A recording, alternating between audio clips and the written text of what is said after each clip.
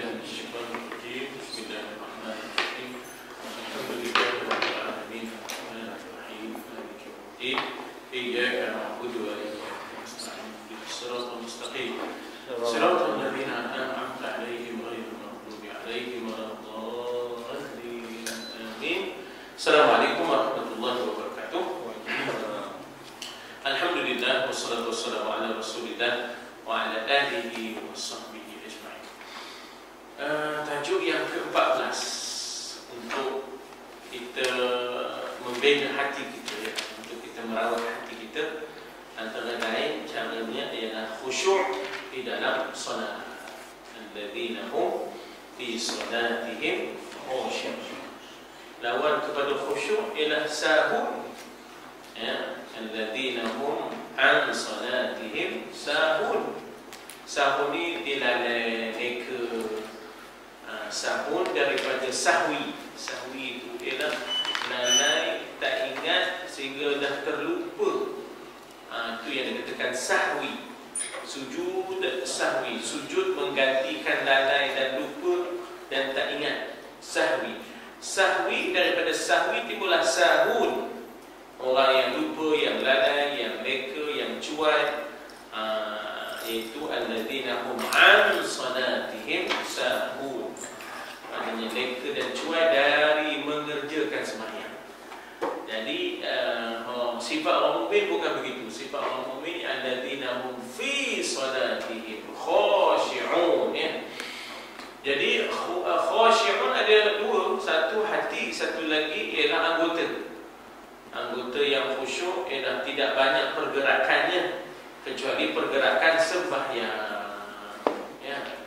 Adapun pergerakan yang lain sudah diihramkannya, sudah di takbiratul ihram itu telah menghalang pergerakan-pergerakan yang tidak berkenaan, perbuatan-perbuatan yang tak ada kaitannya dengan sembahyang. Dan kalau nak bergerak pun ada batasnya, ada sempadannya, ada peraturannya, supaya khusyuk zahir, khusyuk batin, ya. Pernah Nabi tegur seorang sahabat yang sembahyang dalam keadaan banyak sungguh pergerakannya, tangannya bergerak banyak, ya, sehingga Nabi kata lau khasha'at qalbuhu la khasha'at jawarihu. Kalau khusyuklah hati, nescaya khusyuk anggota badannya. Ini dah banyak kena ngelusainya, banyak kena bergeraknya. Yang ini kita tengok, ya, masa kita di Saudi lah, nemo, ya, tengok sembahyang, ya, macam-macam buatnya. Yang betul ini, betul ini, ya tak? Yang betul ini, betul ini, yang betul ini, betul ini, ya. Kalau Nabi tengok, Nabi pernah, ya, Nabi kata kalau khusyuklah hatinya, nescaya khusyuklah anggota. Tidak banyak guna muitnya, ya. Tidak banyak guna pergerakannya. Ini dah, ya Allah, kalau dah betulkan ini, ya. Dia orang lelaki ni semua tangan orang ini yang ada ni. Kalau dah betul ini pula, kalau dah betul ini pula. Jadi Nabi tegur orang yang begitu. Maknanya khusyuk ni ada dua, satu khusyuk batin, ya, hati, satu lagi khusyuk anggota badan. Maknanya kurangkan pergerakan anggota badan. Itulah peranan takbiratul ihram tu. Peranan takbiratul ihram itu ialah supaya mengurangkan lagi pergerakan-pergerakan, mengurangkan pergerakan-pergerakan yang tidak berkenaan. Yang ada kait-kait dengan sembahyang tak apalah. Ini yang tak berkenaan. Jadi mengurangkan pergerakan-pergerakan itu tanda khusyuk zahir, dan ianya menggambarkan khusyuk batin. Di mana kalau khusyuk batin, khusyuklah zahir itu. Ini zahir tak khusyuk ni menggambarkan batin yang tak khusyuk. Sebab itu kita disuruh sembahyang melihat ke tempat sujud, ya. Sembahyang itu melihat ke tempat sujud. Tak bolehlah makna sembahyang tu,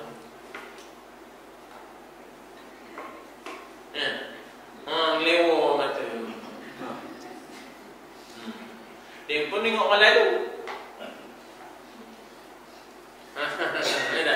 Jadi termasuk dalam khusyuk ialah melihat ke tempat sujud, maudhi'is sujud, ya tak? Melihat hanya ke tempat sujud sahaja, ya. Jadi tak usah tengok kain orang, gajah duduk ke gajah berdiri. Tak usah tengok telekung orang, Brunei ke Bandung. Dan kemudian dalam usaha untuk khusyuk itu Nabi suruh bertenang, ya, bertenang, jangan berambat, jangan berlari, ya, sebab roh solat ialah khusyuk. Sesuatu yang tak ada roh mati, maka khusyuk tak ada, maka matilah sembahyang itu. Seorang sahabat yang berlari-lari mengejar jamaah, ya. Sampai Nabi tengah sembahyang tengok kawan tu tengah-tengah. Habis sembahyang Nabi tanya, siapa tadi yang tengah-tengah? Dia pun kata, ana ya Rasulullah. Dia kata, Nabi, tak usah lari. Kamu sembahyang sekadar yang kamu dapat ikut. Tak cukup, tampunglah, masbuk. Ya tak? Tak cukup, tampunglah. Sebab Nabi pentingkan bukan hanya, ya, kita kata kuantiti, tapi kualiti. Maknanya khusyuk tu kualiti. Mutu sembahyang tu pada khusyuk. Apa dia khusyuk kan? Kalau radio tu pasang, radio pasang, televisi pasang, Raja Lawak tu, mana bukan khusyuk kalau dia tengok Raja Lawak utara sembahyang. Apa lawak? Sebab itulah maknanya taruh sutra di depan, ya. Ingat masa Syekh Nuruddin sembahyang sini itu, kan? Dia jadi imam maghrib. Dapatlah di depan dia tu. Tak ada apa dah, orang pun tak lalu.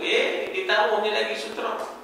Tapi dia angkatnya satu kerusi, ya tak? Dia letaknya di depan dia tu, lepas tempat dia sujud itu, ya tak? Taruhnya lagi kerusi. Begitulah nak supaya maknanya kita kata, supaya khusyuk kita itu dapat kita tingkatkan. Jangan ada benda lalu.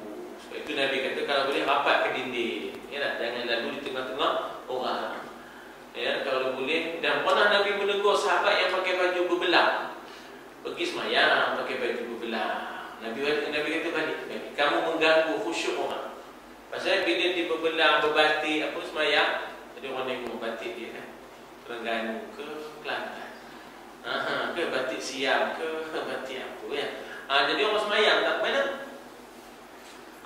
Tak apa kalau kita pula pakai pula ada tulisan the ship is more than the crew.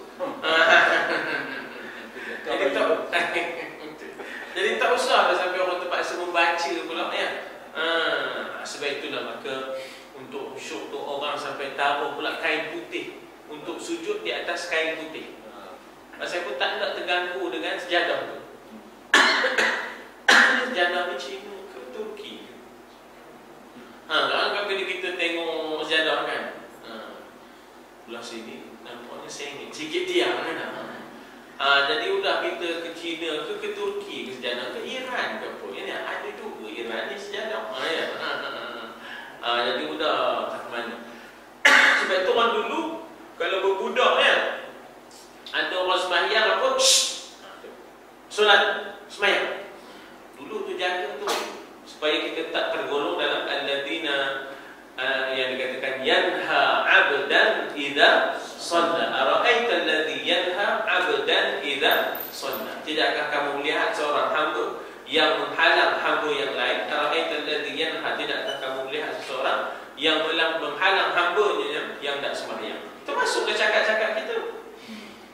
Bila kita bercakap, ya, bunyi tagur ni kata orang lama. Kuat betul cakap. Ya, orang sembahyang, kamu cakap kuat sangat. Jadi kamu termasuk di dalam kelompok orang yang telah menggagalkan khusyuk sembahyang orang lain. Boleh masuk ke dalam ara'aital ladzi yanha 'abdan idza shalla. Apakah kamu tidak melihat seorang hamba yang menghalang orang hamba yang lain untuk sembahyang? Cakap kita, sembang kita menyebabkan kawan pun tak khusyuk. Udah 4-0, 4-2, 4-1 Vietnam.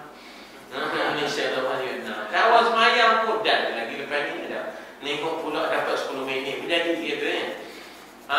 Jadi bukankah kita sudah menjadi sebab? Sebab itu orang dulu marahnya berbudak bising bila nak semayang. Sekarang ni dengan orang tua ni sekali bising. Tak usah kata nak melarang budak yang dah tahu nak renta, orang bising juga.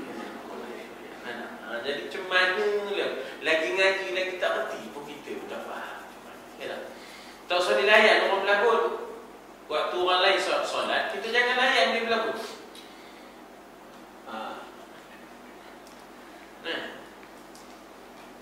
Ya, cakap begitu je. Kau boleh faham. Kau boleh faham. Ya tak? Sebab kita nak jaga hati kita ini antara lain ialah khusyuk di dalam sembahyang. Bahkan khusyuk dalam sembahyang itu rohnya, nyawa sembahyang itu adalah khusyuk. Ya, Ustaz. Bawa kanak-kanak isap itu. Ini memang mengganggu Ustaz. Kanak-kanak ni sembahyang pun khusyuk macam mana pun memang. Ya, pasal dia tak mengerti lagi solat. Dia mengganggu, dia tak mengerti solat. Maknanya kanak-kanak yang diizinkan ialah yang mengerti solat, yang tidak mengganggu orang lain. Kalau tidak, Nabi kata jannibu masajidakum sibyanakum wa majaninakum. Ya tak? Jauhlah daripada masjid kamu dua kelompok. Satu ialah sibyan. Sibyan ni budak-budak yang tak erti sembahyang ni, yang buat bising. Sibyanakum wa majaninakum. Majanin ni orang yang gila, majnun. Kalau seorang majnun, kalau ramai majanin, yang orang lain sebut majanin tu dari situ. Majaninakum. Ya, jannibu masajidakum sibyanakum wa majaninakum, kata Nabi. Jauhkanlah daripada tempat sembahyang kamu, masjid kamu, dua kelompok ni. Satu yang budak-budak yang tak erti sembahyang. Maknanya dia datang bukan nak sembahyang, dia datang memang nak main. Dia datang memang nak main. Dia tak erti lagi sembahyang. Dia tak erti. Bukan kita buat alasan kita nak asuh dia, tapi sebenarnya kita telah mengganggu khusyuk sembahyang. Menyebabkan apa tak kira sembahyang sebenarnya. Pak imam pun dah cacau bacanya. Baca imam pun dah tak tentu kira baca, dia dah bising ya. Jadi Nabi pun mengambil kira itu, menguruskan risiko itu. Maka Nabi kata jauhkanlah daripada masjid-masjid kamu dua ni. Sibyanakum wa majaninakum. Jannibu masajidakum sibyanakum wa majaninakum. Majanin maknanya majnun, orang yang gila. Pun juga mengganggu. Yang orang yang gila, wah dia letak dia gila apa tak? Macam gila lah, gila tazah. Dia gila ni macam-macam gila ya tak? Ada gila lawyer, ada gila tazah. Ada gila terapik, ya tak? Ada gila terapik, macam-macam gila kan. Jadi kan mengganggu orang yang sembahyang. Jadi memang kena dielakkan, ya, kena dielakkan. Jadi maka dengan sebab itulah kita pun disunatkan sebelum sembahyang baca 3 tenang dulu, duduk dulu, ya tak? Bina kekhusyukan dulu. Tak ada dah ingat benda lain dah. Kira dengan qul huwallahu, qul a'udzu birabbil falaq, qul a'udzu birabbin nas. Habis itu terus barulah sembahyang. Kalau kita baru berlakon dengan orang, ya tak putus lagi lakon, kita terus masuk sembahyang, boleh terbawa dalam sembahyang. Kualiti sembahyang dah mana? Jadi akhirnya duduk bangun, khusyuknya tak di mana. Sedangkan nak merawat hati ini mestilah khusyuk sembahyang. Itu dikatakan menyempurnakan solat dengan khusyuk. Sebagai proses merawat hati. Ya, kalau khusyuk sembahyang, maka hati itu tenang. Kalau sembahyang tak khusyuk, hatinya tidak tenang. Ya. Jadi ayat yang pertama dan kedua, qad aflahal mu'minun alladzina hum fi salatihim khashi'un. Ada beberapa panduan yang dikemukakan oleh para ulama, terutamanya Imam Ghazali. Maksudnya antara lain kamu kena tahu apa yang kamu baca. Yang ini sebenarnya suatu yang menduga ceritakan lah. Kadang-kadang daripada umur 14 sampai 41 30 tahun tak tahu juga. Ya tak sampai. Daripada umur 14 sampai umur 34 tak tahu juga apa yang dia baca. Ya. Dari umur 14 sampai 44 tak tahu juga apa yang dibaca. Jadi sebenarnya antara yang membantu khusyuk ialah tahu apa yang kita baca. Yang kedua yang membantu khusyuk adalah kita anggap ini solat kita yang terakhir. Selepas ni belum tentu kita dapat sembahyang. Ya.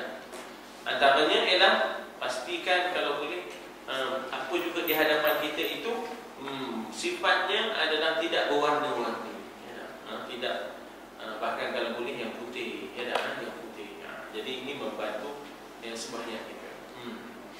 Dan sebelum sembahyang baca dulu 3 qul, tenangkan diri. Jangan baru tengah cakap-cakap putus labun belum lagi, terus Allahu akbar, terbawa dengan labun tak habis tadi dalam sembahyang. Jadi itulah qad aflahal mu'minun, beruntunglah orang yang beriman. Sifat dan ciri orang beriman di sini disenaraikan dalam surah ini, alladzina hum fi salatihim khashi'un walladzina hum 'anil lagwi mu'ridun walladzina hum lizzakati fa'ilun walladzina hum li furujihim yuhafizun illa 'ala azwajihim aw ma malakat aymanuhum fa innahum ghairu malumin walladzina hum li amanatihim wa 'ahdihim ra'un walladzina hum banyak sungguh disenaraikan walladzina hum 'ala salawatihim yuhafizun, macam-macam.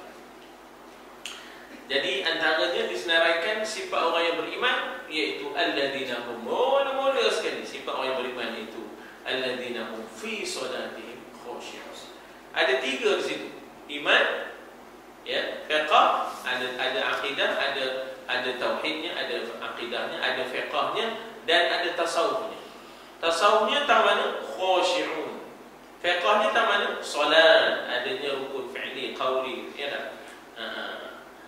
Akidahnya di mana? Al-mu'minun, qad aflahal mu'minun. Jadi dalam proses untuk beriman itu maka 3 benda. Ya tak? Satunya al-mu'minun, gambaran kepada akidah. Salat, gambaran kepada syariat fiqh. Khashi'un, gambaran kepada tasawuf, akhlak. 3 itu digabungkan. Baik, jadi khusyuk adalah hati sebenarnya. Amal batin. Perbuatan hati itu maknanya amal batin. Khusyuk sebenarnya bukan pada tekuk.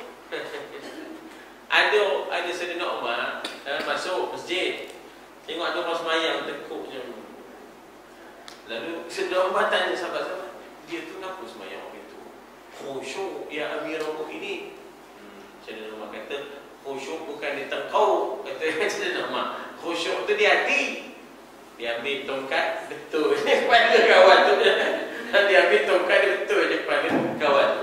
Sayyidina Umar kiranya dia dah jadi apa lagi, dia jadi khalifah. Ambil tongkat, betul je kepala kawan tu. Kawan tu melentung. Sayyidina Umar kata khusyuk di hati bukan di tekuk, kata Sayyidina Umar, ya. Dia tak simpan, dia lepas, ya. Arab ni begitu tuan-tuan. Dia jarang simpan. Yang banyak nyimpan orang Melayu. Orang Melayu banyak orang nyimpan. Dia memang banyak benda tak puas hati tapi simpan. Seperti takut dan suka, ya tak? Itu sebahagian daripada, ya, adalah perbuatan hati. Itu maknanya yang gembira, yang takut itu sebenarnya adalah sebahagian daripada hati, ya tak? Namun setengah ulama menganggapnya sebagai perbuatan anggota badan, dan bagi saya dua-dua itu ada. Maknanya anggota badan pun kena tenang, tidak ngelusai, ya. Garus sana, garus sini, tanda khusyuk. Hati itu pun tak memikir yang lain kecuali Allah, itu juga sebagai tanda khusyuk. Iaitu katanya anggota badan itu diam, jangan menoleh atau bermain-main. Jangan menoleh ke kanan, jangan menoleh ke kiri. Tapi sahabat Nabi, dia tak tahan lama Nabi sakit. Tiba-tiba subuh 12 Rabiul Awal tu tak semena-mena Nabi menoleh. Nabi keluarkan, ya, dan menjenguk daripada pintu rumahnya, menjenguk para sahabat yang sedang sembahyang subuh. Jadi orang yang paling dekat dengan rumah Nabi itu, dia tengok Nabi. Pasal Nabi dah menoleh rumah itu.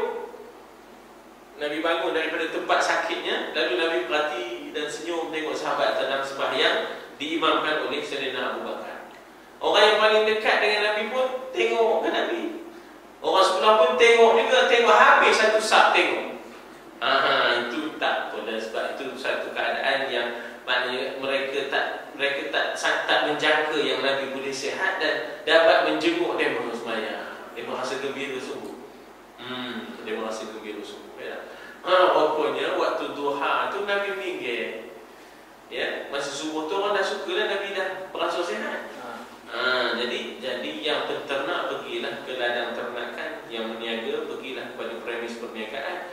Yang dah berkampung asalnya di Madinah tu, di Masjid Madinah asalnya dah berkampung dah bila Nabi sakit. Tapi bila Nabi waktu duha 12 Rabiul Awal tu, waktu subuh 12 Rabiul Awal tu dah boleh bangun, dah boleh senyum. Dia berkata boleh kita tinggalkan kejap Nabi ni. Kayaknya dia dah bangun sehat itu. Tiba-tiba Allah takdirkan,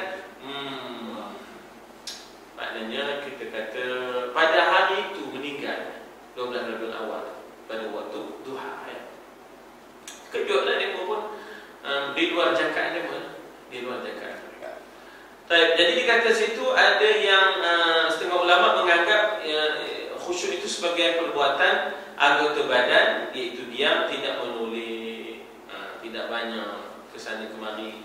Ada yang berpendapat khusyuk termasuk sebahagian daripada fardu solat. Dia ada yang dianggap sebagai rukun qalbi. Sebagaimana niat itu rukun, khusyuk pun adalah rukun. Sebahagiannya begitu ya, iaitu kelompok Khawarij. Kelompok Khawarij ini diambil yang berat-berat dia. Diambil yang berat-berat ya tak? Jadi bagi dia sembahyang tanpa khusyuk tak sembahyang namanya ya. Bagi kita ahli sunnah wal jamaah sembahyang juga, tapi kurang lepas ya. Alasan tersebut dalam hadis la solata ya, tidak ada solat bagi hamba kecuali apa yang difikirkan. Tidak ada solat bagi hamba kecuali apa yang difikirkan, maknanya apa yang dipahami daripada apa yang dibaca. Firman Allah, janganlah kau termasuk ya, wala takun minal jangan kamu termasuk di kalangan orang-orang yang lengah, ghafilin, minal ghafilin ya. Jangan masuk orang yang masuk tak jaga khusyuk sembahyang. Namun ada juga setengah ulama berpendapat makna khusyuk ialah keutamaan. Ya, tapi yang mudah ni kita kata dia adalah roh bagi jasad. Ya, dia adalah roh bagi jasad. Betapa pentingnya ya khusyuk. Al-Baihaqi mengeluarkan dari Muhammad ibn Sirin, Muhammad ibn Sirin ya. Ia berkata, aku diberitahu bahawa Nabi SAW ketika solat mengangkat pandangannya ke langit. Kemudian turun ayat alladzina hum fi salatihim khashi'un. Jadi waktu sembahyang jangan tengok ke langit, tapi tunduklah. Khashi'un itu maknanya tunduk ya. Lalu dikata apa di sini, kemudian turunlah ayat di atas, qad aflaha man tazakka wa dzakara rasulullah, qad aflaha al-mu'minun alladzina hum fi salatihim khashi'un. Kemudian tambah Abdul Razak, Allah SWT memerintahkan beliau agar khusyuk. Lalu beliau memandang ke tempat sujud ketika Imam Hakim dan Bahakim dikata apa sih? Imam Hakim dan Bahakim mengeluarkan daripada Abi Hurairah. Ketika Rasulullah SAW solat mengangkat pandangannya ke langit, turun ayat tersebut sehingga Nabi menundukkan kepalanya, alladzina hum fi salatihim khashi'un. Jadi dia muka tak ada mengangkat kata, dia muka bawah. Diriwayatkan daripada Hasan bahawa Nabi ada bersabda, yang ini maksud sahajalah, solat 5 waktu ibarat sungai yang banyak airnya mengalir pada tiap-tiap seorang kamu. Setiap hari dia mandi di situ 5 kali. Apakah dia masih kotor? Yakni solat itu membersihkan dosa, kecuali dosa besar. Jadi maknanya dia tidaklah akan kata sudah mandi begitu tak akan kotor. Begitulah peranan sembahyang. Jika solat dilakukan dengan hati khusyuk dan hadir, jika tidak maka solat itu akan ditolak. Wallahu a'lam. Kita berhenti dekat situ tuan-tuan, iaitu 56 solat 5 waktu. Untuk kita bersoal jawab. Tak apa, slow sikit, pendek sikit ya, insya-Allah. Ada apa-apa nak dibincang di sini? Tak, ayun tangan ni tadi lah. Ayun tangan dalam mazhab kita dia adalah gerakan besar ya, gerakan besar. Jadi maknanya di situ hendaklah dibataskan, jangan berturut-turut 3 kali. Kalau berturut-turut 3 kali boleh membatalkan, sebab dia gerakan kasar. Dia gerakan kasar, dia bukan gerakan kecil.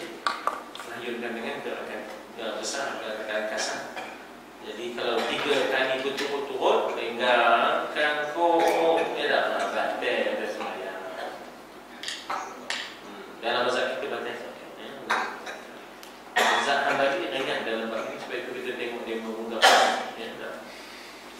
Baik. Ustaz. Selalu masa sembahyang Jumaat dia banyak budak-budak sembahyang ni. Tapi kalau mengikut kaedah baru, kalau kita pasang CCTV, kita boleh tahu lah apa-apa budak yang tak sembahyang ni, yang mengganggu orang sembahyang orang lain. Tapi masalahnya masyarakat mungkin ataupun bapak-bapak sendiri tak tahu anak dia tu tak sembahyang. Jadi ada problem tu. Kalau pakat-pakat semua ambil tahu bahawa aku tak tahu anak aku ni sembahyang tidak, tak jadi benda baru itu rasanya. Tapi dia depan tak ada lah siapa yang nak buat apa tu. Allah kamu Arab dia sunat budak tu cepat, boleh letak celah-celah budak tu dalam sunat boleh letak celah-celah tu. Pasal yang kedua nak jaga, nak kontrol maknanya sembahyang budak ni dia berbenar di sembahyang, bukan dimain dia dah.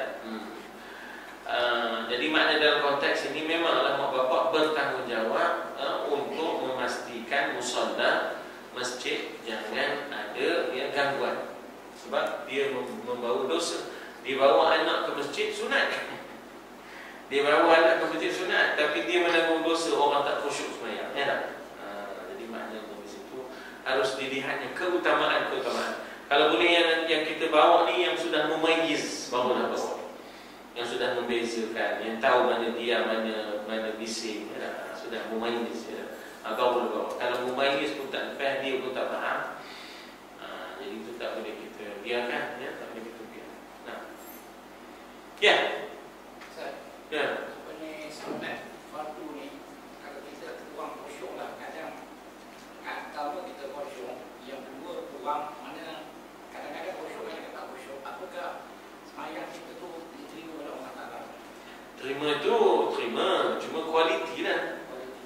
Kualiti sembahyang. Lagi mana tidak mengerjakan perkara yang membatalkan sembahyang, terima. Kalau ada pula perkara yang membatalkan sembahyang, tidak terima. Tapi maknanya kualiti pahalanya lah. Kualiti pahalanya. Sebab sifat orang beriman alladzina hum fi solatihim khashi'un. Kalau tidak khusyuk itu dia pahalanya bertambah kurang. Baik. Ustaz. Ya. Yang selalu mengganggu orang sembahyang ni tak khusyuk juga sebab perut. Lepas dia sembahyang tu rasa macam Nabi kata apabila ada gangguan seumpama angin ke tak angin dalam perut ke dua perut ke, ya, jangan keluar daripada sembahyang, kata Nabi. Ya, sehinggalah kamu mendengar bunyi ataupun tercium bau. Selagi tidak, maka jangan dilayan, sebab itu adalah khannas. Dia adalah setan yang bernama khannas, yang khusus tugasnya untuk ganggu orang sembahyang. Jadi memang ada perut tu, tapi selagi tak dengar bunyi, selagi tak cium bau, jangan keluar, kata Nabi. Itu adalah waswas syaitan. Ya, itu waswas syaitan. Ada orang teruk dalam bab waswas ni, ya, tak jadi-jadi dia dah. Tak jadi-jadi dia dapat waswas. Allah, tak jadi pula. Ambil semayang pun nak wai tu, ya dah. Dah basah dah baju nak wai tu.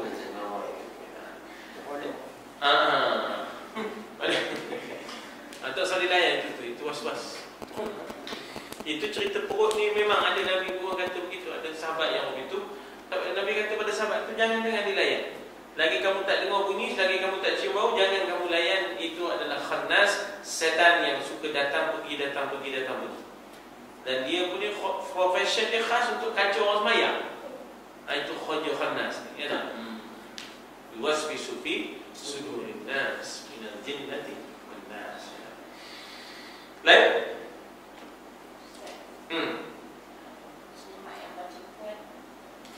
Sopalah maknanya dia sepatutnya bagi dia yang jenis memang sound trouble, jangan duduk di tengah, duduk tepi. Ya, yang jenis sound trouble maknanya memang antara syarat bacaan ialah dia boleh dengar. Bukan orang boleh dengar, dia tu boleh dengar. Bacaan dia sendiri dia dengar. Dia boleh dengar. Bukan orang lain pula. Tak? Tapi jenis dia ni berat telinga. Sebenarnya orang lain pun dengar. Kalau begitu Mika duduk belakang tepi. Tak? Duduk belakang tepi. Sebab Mika sebenarnya mengganggu khusyuk orang lain. Tak? Termasuklah muslimat, termasuklah muslimin. Tak? Jadi saya tu bukan apa kadang-kadang imam, bila imam kadang-kadang dengar bacaan tu tak habis lagi, baru sampai dinas. Kita tu pasal pula nunggu dia habis, dia nak habis. Jadi orang pun nak tanya pada Tok arwahnya, kenapa Tuan Haji cepat menurut semayang? Dia sebenarnya semayang ni nak khusyuk. Kalau lama-lama pun tak khusyuk, biar rengkah padat tapi khusyuk, katanya. Kualiti tu, kualiti. Kita duduk lama sudah memang lewat, tak? Lambat tapi banyak lewat. Banyak lewat. Lebih baik dia kata ada khusyuk, ringkas. Nakkan dia nakkan khusyuk tu sangat. Dia bila lama sangat dia hilang khusyuk. Kata dia, tak? Patutlah juga. Inna a'tayna qul huwallah. Orang muda lah, orang gemuk lah duduk depan. Itu arwahnya tu kemarin dia mencerita. Saya pun tak dan. Saya lahir tahun 61, untuk meninggal tahun 64. Sama tahun dah dengan Profesor Zul. Baik, jadi maknanya di situ kita kena mengambil kira orang kita yang kuat bacaan ni, hendaklah dia kita tegur dan minta dia duduk tepi. Jangan duduk tengah. Tak? Jadi kadang-kadang imam sendiri boleh dengar tu tak? Tak usah kata imam dengar bacaan dia. Bacaan makmum pun memang boleh dengar. Imam nak terpaksa tunggu. Dia baru sampai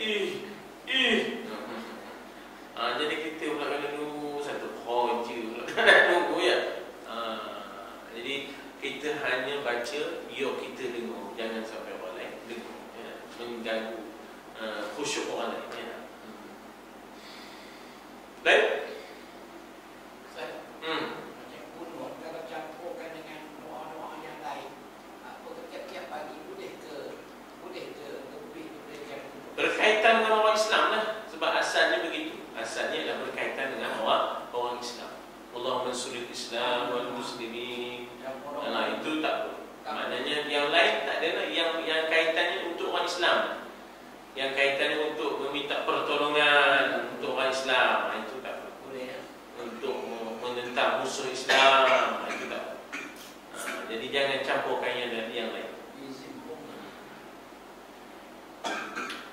Itu boleh. Lain? Cikgu ikut dah. Saya nampak Ustaz masyarakat sekarang sembahyang mesti rajin tapi tak boleh tinggal buat telefon. Sembahyang mesti rajin tapi tak boleh tinggal buat telefon. Telefon tu dah yang mengganggu. Telefon tu dah yang mengganggu. Hari ini kau datang tersenyum buatku senang. Ya Allah, sembahyang Zuhur pula tu mesti Ridwan. Yang dia pula idam dan nak madam pula tu boleh ke dipadam? Tak? Idam, tak? Jadi kita ni dah 3 round tereret, 3 round. Sudah balik-balik pada semayang tu dah terbawa-bawa sampai ke simpang pedaga. Ada lagu masih jam 4 kemarin. Lagu Jamizan jam 4. Jadi memang cikgu betul itu. Patutnya silent lah, tak? Silent. Kita mengganggu ara'aital ladzi yanha 'abdan idza shalla. Tidakkah kamu melihat seorang yang mengganggu hamba yang sembahyang? Jadi jangan kita termasuk dalam kelompok yang mengganggu orang lain sembahyang. Dosa tu kecil, bukan kecil, dosa besar. Besar dosa. Jadi itu kena jagalah. Dan kemudian bercakap-cakap ni, kadang-kadang bercakap-cakap ni, orang tengah sembahyang tak jauh tu. Duk mana sejauhan? Yang depan rumah tu ada markas, ada bendera depan. Ya Allah, rumah tengah sembahyang asur tadi. Yang asur dia dunia. Jadi sembahyang asur dia dunia. Tapi dah kemudian dah datangnya, ada kami 6 orang sembahyang. Jadi ada 2 orang berlagu. Datang mana sejauhan? Katanya. mana sekarang tu ada kat makan terdepan tu dia punya ya. Yang seronok tu kenapa dia nyebut nama saya pula tu. Saya datang pagi pada setiawan. Sini kata dia madu, Ustaz Jamaluddin. Saya tengok semayang weh. Budak mana nyebut nama aku. Dia tak nampak yang aku semayang.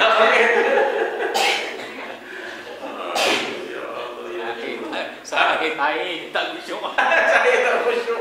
Udah dengar nama sendiri disebut, mana tak khusyuk. Astagfirullahalazim.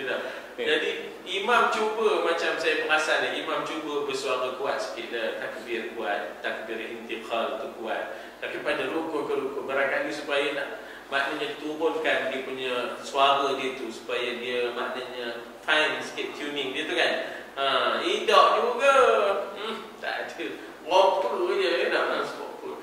Jadi manusia ni ilmu pelajarannya tentang orang lain tu kurang. Dikira dia. Jadi kualiti tu tak jaga. Kita ni kualiti. Kita seadanya kualiti kita kurang jaga. Mana pandangan tentang ketika azan dilakukan orang bersembang-sembang dan kita mau benda ni memang berlaku mana-mana. Jadi apakah kedudukan dalam agama dan syariat? Maksudnya kalau kita dengar azan perlu kita diam ke atau kita bersembang? Dia kata dalam sabit dalam hadis, idza qala Allahu akbar fakabbir ma'hu. Maknanya kalau dia cakap Allahu akbar, kita katakan Allahu akbar. Kalau dia kata asyhadu an la ilaha illallah fashhadu ma'hu, maknanya asyhadu an la ilaha illallah dan sebagainya.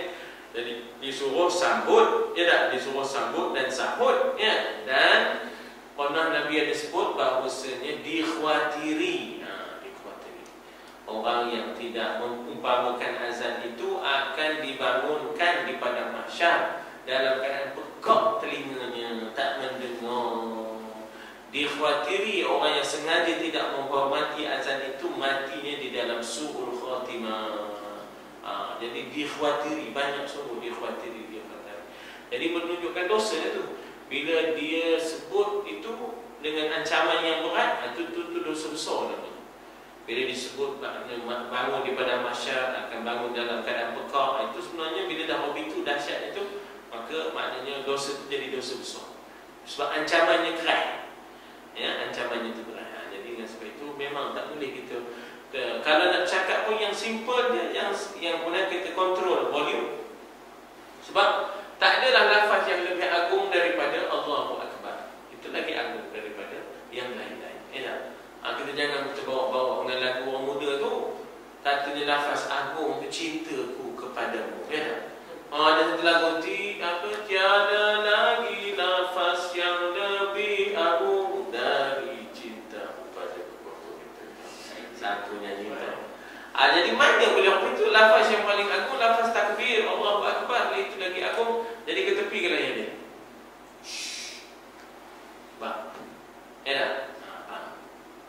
Jadi ada keringanan pun untuk agama, pengajian, itu ada sedikit keringanan. Tapi yang lain tak ada. Yang lain tak ada keringanan. Memang tak boleh dah, kadang tu ilmu tak ada ilmu tak ada. Kau dia tapi ilmu tak ada, kualiti tak ada, tak jaga kan.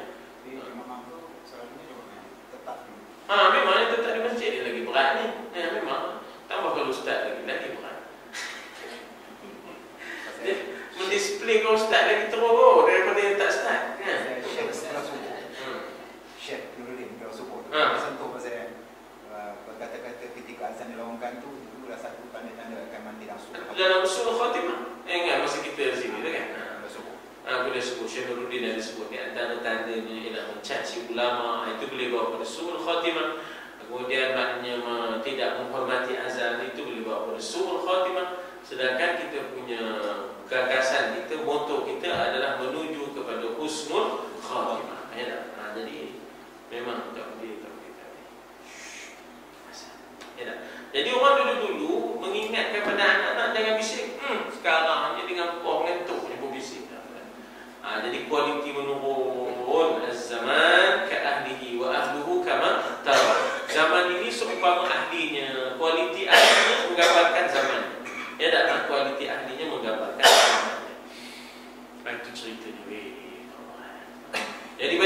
handphone ni tadi, ya tak? Kalau terpaksa bawa juga, maka cuba kita silent. Kemudian kita kena ada sedikit reti lah macam mana nak silent. Ada satu lagi tu yang message tone yang gatel. Macam mana tu? Siu bisa message. Kadang-kadang ustaz punya message tu tak tahu. Tukar ustaz. Oh, dia tak tahu belajar lah. Ya tak? Itu sebenarnya ngorat tu. Pagi tadi saya dengar radio IKIM. Saya dengar radio IKIM. Ya tak? Dia tak tutup lah tu message tone-nya tu. Ringing tone mungkin dia tutup. Message tone dia tak tutup. Jadi message masuk. Satu Malaysia dengar ya wiwitnya. Wiwit ni ngorat tu. Kalau orang perempuan yang musika, orang lelaki nak ngorat. Wiwit kata kan. Jadi pakai saja minta reti nak tukar. Belajar lah tukar. Ya. Siapa suruh dia tengok. Dia kan banyak orang dalam masjid tu ni tengok handphone kan. Ustaz, orang tu budak balik. Dah rupanya dalam diri kuali Quran, baca Quran. Ya. Jadi tak boleh kita kata memain saya telefon. Tengok tu baca Quran. Yang menjadi masalah ni bukan Quran, dia ngai. Banyak kau baca Quran. Kalau baca Quran tak apa, dia ngai.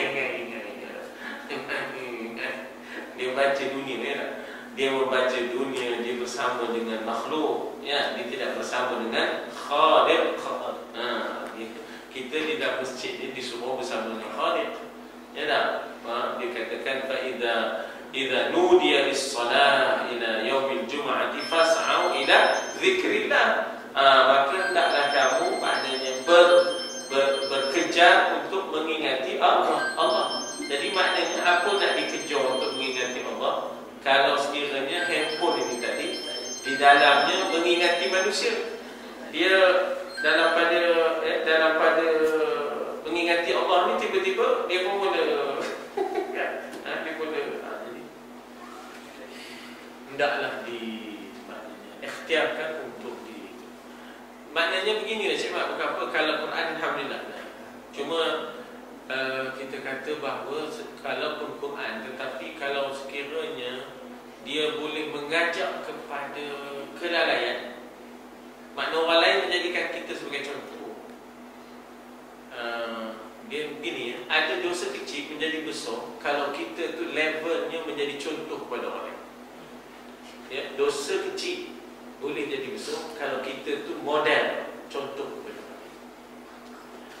Maksudnya hasanat ya, al-abrar, sayyiat al-muqarrabin, ya tak? Hasanat baik di sisi orang biasa, hasanat, tapi dia masih lagi sayyiat, jahat di sisi muqarrabin, orang yang hampir kepada Allah. Jadi maknanya orang yang hampir kepada Allah tangannya tasbih. Ya tak? Tangannya tasbih. Tangannya bukan yang lain daripada itu. Ya tak? Tangannya Quran, bukan handphone. Jadi bukan apa kita tu menjadi contoh. Tak handphone temannya pun Quran. Yalah dalam masa yang sama sioi juga. Kata kan? Ya tak? Jadi kita menjadi contoh yang tidak baik nanti. Jadi benda yang kecil boleh menjadi besar dosanya apabila kita menjadi contoh kepada orang lain. Kalau di dalam masjid, mushaf ada. Mushaf ada. Yang lebih afdal mushaf, situ ada pandai pegang mushaf, merenung mushaf. Jadi maknanya dalam masjid lebih afdal lah. Of course. Ya. Kalau yang kita nak pakai handphone juga, misalnya masa talqin senang. Kalau masa talqin kita ambil surah Al-ata 'alal insan. Itu senang masa talqin. Kita pun tak payah nak terpijak-pijak terduduk-duduk atas Quran. Pakai handset. Dalam handset ada surah Al-insan, kan?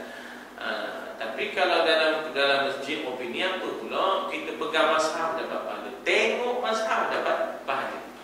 Jadi ambillah fadilat yang itu. Ambillah fadilat yang itu, ya tak? Bila kita pakai handphone, jadi dia ada juga pasangan, ada pula persepsi yang lain, pandangan orang yang lain. Ini apa, tengok WhatsApp ke apa, ke mesej ke apa, tak kerti nampaknya naik ni. Jadi larilah kita daripada maksud ke masjid. Fas'au ila zikrillah. Ya tak? Lain? Ya, memang panjang betul. Jadi soalan kan? Kemudian dia bertanya. Ada orang tu dia semayang. Dia pun mesej bunyi. Pun jadi orang sekarang ni lah. Pun terbayang ni. Lepas tu dia keluar. Dia, kalau kita kata tutup bunyi tu, tak apa lah kan. Dia keluar dia balas mesej. Tengok semayang. Tu macam ni lah cerita lah. Bukan, dia keluar dalam sembahyang tu, dia sanggup berhenti sembahyang. Maknanya dia tengok tu. Dia kata, bila kawan tu kenapa balas mesej tengok sembahyang? Dia kata, bukan lebih 3 kali main jari je.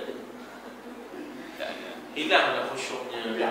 Roh semayangnya tak ada, mati dia rohnya.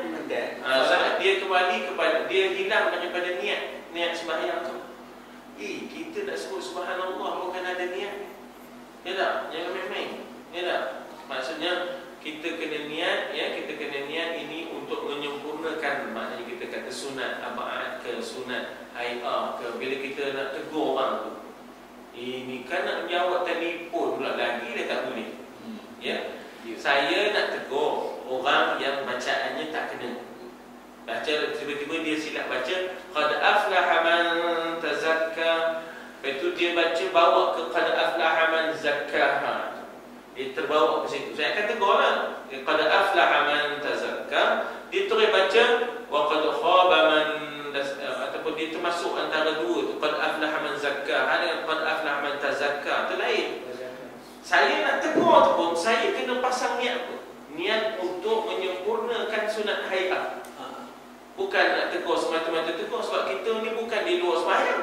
Kita dalam sembahyang. Tegur tu pun dengan niat untuk menyempurnakan sunat hay'ah, bacaan surah. Bukan sebarang tegur. Macam setengah orang dia terikut orang kan. Sembahyang pegang mushaf. Apa niat kita tu? Kalau niat kita semata nak pegang mushaf, nak membaca mushaf, dia lari daripada sembahyang. Kita kena niat aku sedang menyempurnakan sunat hay'ah. Ya tak? Di antara sunat hay'ah itu ialah faqra'u ma tayassara minal Quran. Membaca Al-Quran di dalam sembahyang. Itu niat kita. Bukan kita tengah ngapek ke, kita tengah melancarkan bacaan ke. Ya tak? Jangan. Itu Syafi'i memang membatalkan tu. Termasuklah yang tengok di depan ni, yang jenis tak ngapa yang alif lam mim sejadah kan. Kemudian dia pun ada depan. Bukanlah batal tak, tapi jangan niat membaca benda yang di depan ni. Niat menyempurnakan sunat muakkadah subuh Jumaat. Kena pasang niat betul. Kalau tiba-tiba dia menjawab pula handsetnya, esok datang. Esok tak cakap tu memang tak boleh tu. Itu out. Memang out.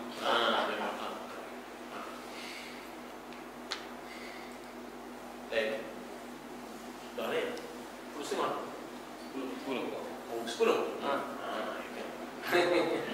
Apa buat kat sini? Ya, semasa kita remaja. Semasa kita remaja, apa nama tadi semayang? Semasa kita remaja kita cuai semayang.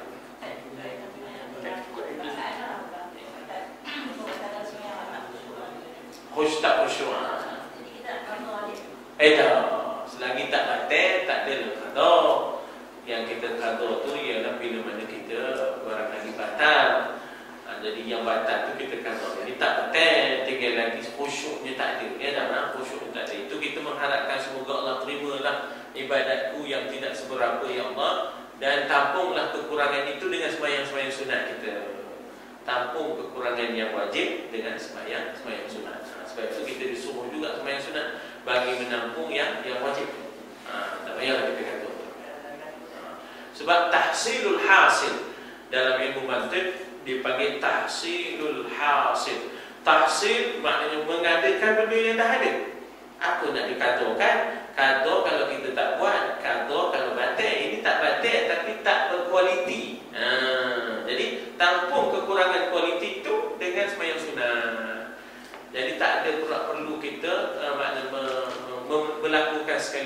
sedangkan benda tu dah ada. Jadi dipanggil tahsilul hasil. Kalau ibarat di kampung ini dah ada 3 tempat orang berroti canai. Kita nak buat yang keempat. Kita tak payah. Ni keempat dah tosek. Tosek dengan Buat yang lain. buat yang lain lah. Apa buat itu? Yang itu tahsilul hasil dia panggil. Tahsil mengadakan benda yang dah ada. Mengadakan benda yang dah ada. Jadi tak payahlah kita pula. Udahlah tu. Ya, dah. Memanjang. Cuma kita tampunglah dengan sembahyang-sembahyang sunat kita, ya, tampunglah dengan sembahyang-sembahyang sunat kita, ya, insya-Allah. Lain? Saya tulis saya. Dia. Hadis Nabi untuklah ilmu yang berbuaya hingga ke yang lahat. Jadi maksud hadis itu apakah dosa yang kita lakukan? Dosa jenis apa ke yang dapat yang boleh Allah? Untuklah ilmu daripada buaya hingga ke yang lahat.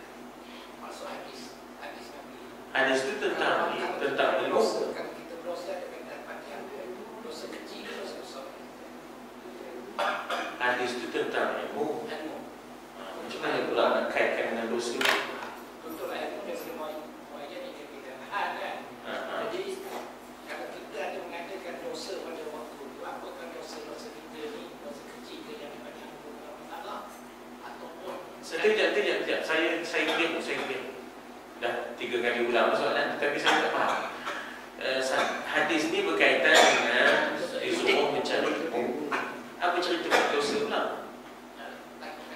kita ada buat salah ke dalam waktu kita untuknya jadi. Itu cerita lain. Itu cerita lain. Seorang ni bersikap, seorang ni bel. Tak sama, kan tak? Kalau ada lawa yang kita buat. Itu kira cerita lapor tadi kita gantikanlah dengan yang berguna. Cerita yang lapor tadi kita gantikanlah dengan yang berguna. Mari teman banyak lapor apa-apa, ya tak? Jadi kita gantikanlah dengan perbuatan yang berguna. Adapun cerita mencari ilmu tu, itu tak ada, itu maknanya tetap dia satu tuntutan. Tetaplah dia satu tuntutan, minal mahdi ila lahdi, itu tetaplah satu tuntutan. Kemudian dalam hidup kita kalau ada lapor, gantikanlah dengan yang bermanfaat.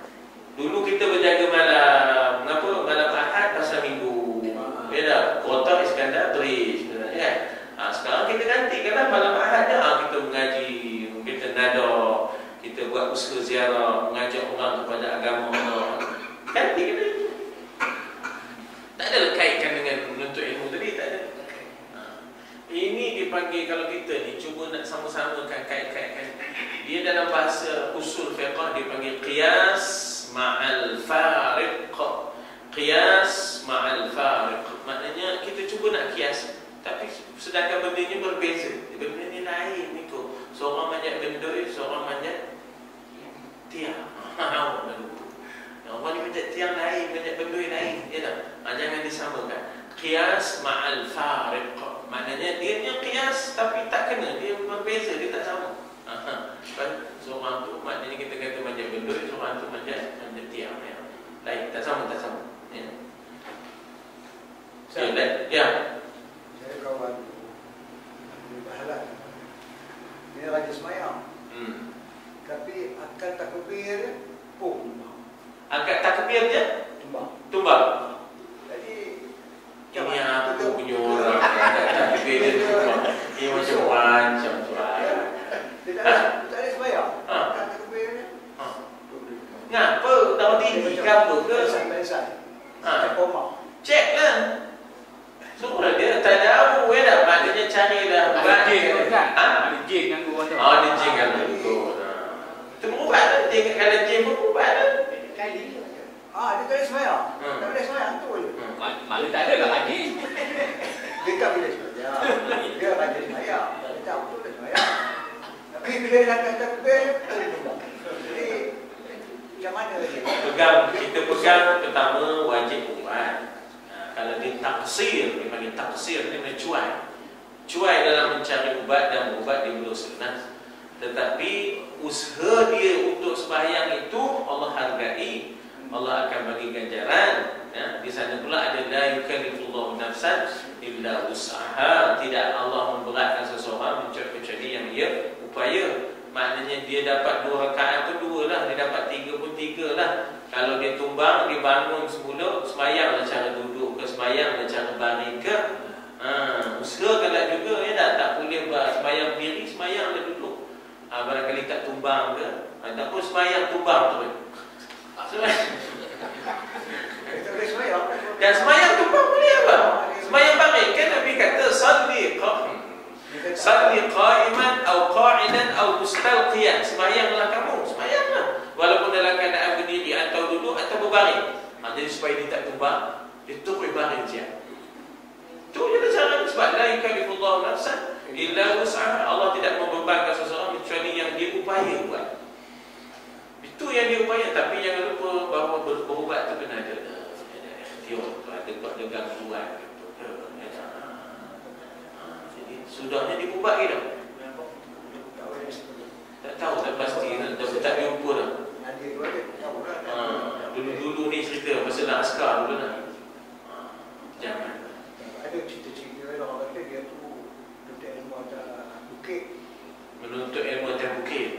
Bukit Panti lah nama Negeri Sembilan. Jadi maknanya benda-benda tu tak suka dia semayang. Kena buang tu. Benda tu kena buang. Macam-macam dia.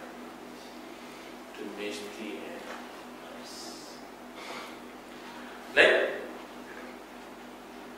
Bismillahirrahmanirrahim. Alhamdulillah, wassalatu wassalamu ala Rasulillah wa ala alihi wa sahbihi ajma'in. Allahumma ja'al jam'ana hadha jam'an marhuman wa tafarruqana min ba'dihi tafarruqan ma'suma wa la taj'al fina shaqiyyan wa la matruda wa la mahruman.